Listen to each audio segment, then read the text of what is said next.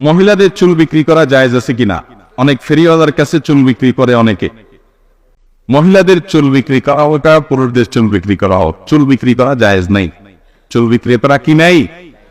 কেন জায়েজ নাই? কারণ এই চুল, নখ এবং মানুষের সকল অঙ্গ প্রত্যঙ্গ এর কোনটা বিক্রি করা এটা মানবতার অসম্মান। দেখেন, মানবতা তো জিগির তুলি আমরা অনেকে। মানবতার সবক নিবেন কোরআনের কাছ থেকে, হাদিসের কাছ থেকে।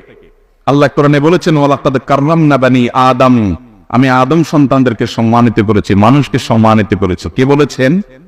মানুষকে সম্মানিত করেছেন। এই জন্য মানুষের অসম্মান হয়, মানুষের অপমান হয়, মানবতার অপমান হয় এমন কোন কাজ করা ইসলামে জায়েজ। এই যে শিরকে সবচেয়ে বড় অপরাধ বলা হয়েছে, ইন্না শিরকা লাযুলমুন আযীম, শিরক এটা মহা জুলুম, মহা অপরাধ। কেন? মানুষের সবচেয়ে বড় অপমান হয়, মানবতার সবচেয়ে বড় অসম্মান হয় শিরকের মাধ্যমে।